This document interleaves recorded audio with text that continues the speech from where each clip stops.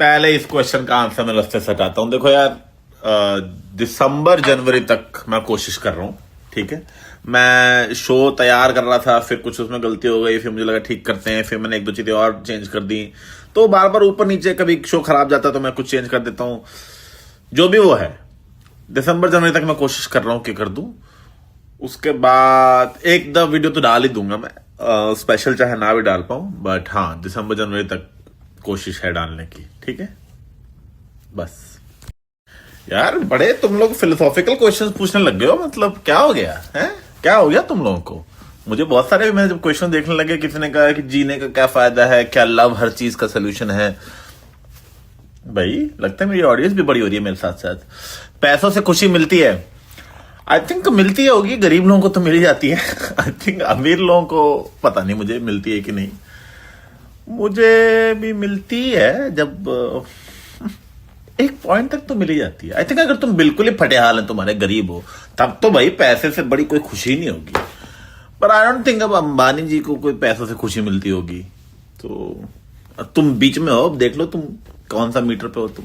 ये फालतू सवाल फिलोसॉफी के यार मुझसे ना पूछो, मुझे इतना गंदा ही लगता है यार ऐसा ज्ञान देना ना, गंदी बातें लगती हैं ऐसी। ये है कि यार देखो, टाइम पे आना एक तो, और दूसरा दिल पे मत लेना यार। अगर शो अच्छा ना लगे तो, तुम समझ रहे हो, शो अच्छा नहीं लगे तो ज्यादा मुझे मैसेज करने की जरूरत नहीं है कि अच्छा नहीं लगा, क्योंकि यार तुम समझ नहीं रहे हो यार। तुम्हारा तो, तुम्हारा क्या है, तुम्हारा 1 घंटा खराब हुआ, मैं मान लेता हूँ, तुम उतना अच्छा नहीं लगा, 1.5 घंटा तुम्हारा खराब हो गया, बट ठीक है, बहुत गंदी गंदी पिक्चरें भी आ रही हैं, तुमने सारा। पर जो मैं हो, फिर मैं सोचता हूँ किसको गंदा लगा, कौन था ये आदमी, फिर मैं पता करूंगा कि तुम कहाँ रहते हो, तुम्हारे माँ बाप का पता करूं, वो कब घर से निकल रहे हैं, उनके प्लानिंग करूं कि उनको कब उठवाना है, मारूं किसी को। तो ये सब क्यों चाहते हो तुम? ये क्यों हो? क्यों तुम्हारी मैं माँ बहन बेटी को किडनैप करूं? इससे अच्छा शो अच्छा गंदा लगे तो, अच्छा लगे तो पॉजिटिव कमेंट कर देना, गंदा लगे तो कहना चलो कोई बात नहीं, किसी और कमेंट का देख लेंगे, ठीक है। मेंटेन रहेगा डेकोरम ऐसे। यार देखो, अपॉर्चुनिटी उस चीज की मिलनी चाहिए ना, उस चीज में मजा आता है जो काम तुम्हें आता हो। अब मुझे एक्टिंग तो आती नहीं, तो मुझे कोई मूवी मिल भी गई तो मैंने वहां जाके अपनी बेइज्जती करानी है, ठीक है। मुझ में कोई नेचुरल एक्टिंग टैलेंट भी नहीं है कि मैं कर लूं, और ना मुझ में वो कॉन्फिडेंस है। तो मुझे तो एक्टिंग का ऑफर वैसा ही लगता है जैसे मुझे किसी ने बोला कि भाई अभिषेक, ये नवी मुंबई में एक नया मॉल बन रहा है, उसका कॉन्ट्रैक्ट मिल रहा है, आपको चाहिए? अपॉर्चुनिटी तो वो भी बहुत बड़ी है, बट मुझे लगता है मेरा काम नहीं है, क्योंकि वो तो मेरी बेइज्जती हो सकती है वहां ज्यादा, कि मैं गंदा ही करूंगा वो जाके, तो क्यों बेइज्जती करानी, ठीक है। एक्टिंग एक अलग आर्ट फॉर्म है, जिसके लिए एक अलग टाइप का दिमाग वो चाहिए, सोचो, फील करो कैरेक्टर, वो सब कहाँ भाई। कॉमेडी वाले हम आलसी वाले आर्ट फॉर्म में बैठे हैं भाई, इतनी मेहनत। आ, आ, आ, यार ये मेरे, तुम लोग को हो क्या गया? तुम लोग कौन सा कंटेंट कंज्यूम कर रहे हो आजकल? बड़ा इंट्रोस्पेक्टिव किस्म के क्वेश्चन पूछे जा रहे हैं। जिंदगी जी लो यार, क्योंकि वैसे भी थोड़े टाइम में रहने दे ही होने वाला है। तो जब रहने दे ही होना है तो अभी जी लो, बाद में तो रहने दे ही है, मोस्ट टाइम तक रहने दे ही रहेगा। एक बार तुम्हारा रहने दे हो गया, फिर हमेशा रहने दे ही रहेगा, तो टेंशन मत लो, दोनों हो सकता है। अभी जी लो, बाद में रहने दे हो जाएगा। देखो यार, मेरी तो कभी कोई बुलिंग हुई नहीं, ठीक है, लिफ्ट को लेके। और कमाल की बात यह है कि मुझे तो सच में पता भी नहीं था कि मेरा लिफ्ट पे, जब तक मैं 2015-16 में मुंबई आ गया। और एक दिन बिस्वा ने मुझे एक दिन बोला कि तू लिस्ट पे क्यों नहीं कुछ लिखता। और मुझे लगा ये क्यों रैंडम टॉपिक सजेस्ट कर जा रहा है मुझे कॉमेडी लिखने के लिए। मैं कहा तू भी ट्रेन पे कुछ लिख, कह रहा ट्रेन पे मैं क्यों लिखूं, मैं क्यों लिस्ट पे लिखूं। तो मुझे तो तब तक भी समझ नहीं आया था। वो तो जब मैंने फिर एक दो लोगों को जब मैंने डेट करना शुरू किया, तो उन्होंने थोड़ा बोला कि मे बी, मैं ओ तो बाकी लोग तो बेचारे बड़े पोलाइट चल रहे थे मेरी जिंदगी में। उसके बाद ये यूट्यूब कमेंटर आ गए जब मैंने वीडियो डाली, तो तब जब उन्होंने बोलना शुरू किया, मैं कहा ये तो लगता है बड़ा एविडेंट है, वरना तो मुझे लगता था कि ठीक ही है, ऐसा तो कुछ प्रॉब्लम है नहीं।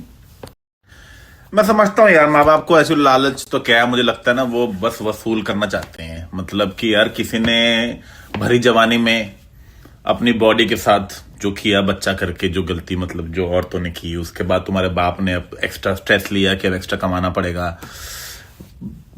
कोशिश की कि भाई जितनी अच्छी तरह पाल सकें, लड़ाई ना करें बच्चों के आगे, सब कुछ किया।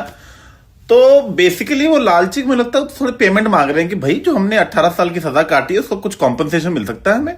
तो आई थिंक थोड़ा पेमेंट तो बनता है उन लोगों का, पेरेंट्स का, तो थोड़े तो पैसे उनके बनते ही हैं जस्ट बिकॉज ऑफ द जो उन्होंने अपनी जिंदगी बर्बाद की है मुझे पैदा करके।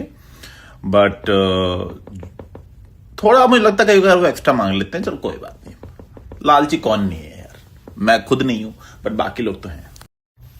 कोई जरूरत नहीं शादी करने की, मैं तो कभी नहीं करूंगा। मैं क्यों करनी है भाई शादी शुदी? मैंने मेरे बहुत सारे दोस्तों की शादी होकर डिवोर्स हो गए, तो वो घूम फिर के वहीं आ गए जहां मैं बैठा हूं, फिर वो भी वही कर रहे हैं जो मैं कर रहा हूं एज अनमैरिड पर्सन। तो फिर क्या हुआ, दोबारा तो वो शादी करेंगे नहीं, ठीक है, वो कह रहे हैं नहीं करेंगे। तो जब उनके दूसरों की गलतियों से सीखो ना। प्लस शादी में बहुत कुछ करना पड़ता है यार, शादी कोई फन चीज थोड़ी है, वो तो बहुत खतरनाक चीज है भाई।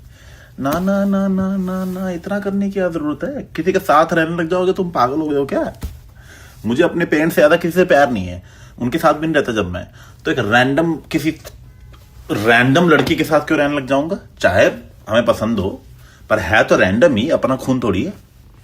अरे अरे अरे अरे, दिस बाय द वे ये मैंने इसलिए हाईलाइट किया क्वेश्चन क्योंकि हर चौथा क्वेश्चन यही है, ब्रेकअप हो गया क्या करें भाई, कैसे भाई, छोड़ गया। अबे तुम यार कुछ नहीं हो सकता, अब तुम्हें कोई मिलेगा भी नहीं, और मोस्टली अब अकेले ही रहने की तुम्हें इतनी बार ब्रेकअप करा लो कि तुम अंदर से मर ही जाओ, और रिलेशनशिप की तरफ जो तुम्हारा पूरा व्यू है वही इतना नेगेटिव हो जाए कि किसी भी टाइप की कमिटमेंट, नॉर्मल रिलेशनशिप से तुम्हें खौफ होने लगे। जैसे ही तुम्हें कोई पसंद आ जाए तुम्हें लगे और शिट फिर से कुछ गलत होने वाला है, और जब तुम इस सिचुएशन में पहुंच जाओगे ना, ब्रेकअप होगा ही नहीं, क्योंकि तुम किसी रिलेशनशिप में जाओगे ही नहीं, और तुम यहीं एप्स पे घूमते रहोगे इधर से उधर, हमेशा 2-3 लोगों को बेवकूफ बनाते रहोगे, अपने आप को झूठ बोलते रहोगे और मर जाओगे।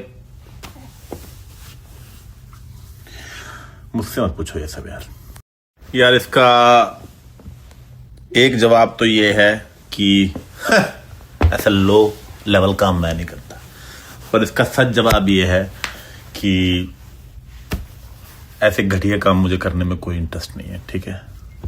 मैं हर बात पर अपनी लाइफ की कैमरा पे नहीं दिखाने वाला, ठीक है। कुछ प्रिवेसी भी कुछ चीज होती है, ये बहानपना करने की कोई जरूरत नहीं है कि हर रोज मैं दिखाऊं ये क्या है, उसके 4 टेक्स लूं अपने ही उसके। तो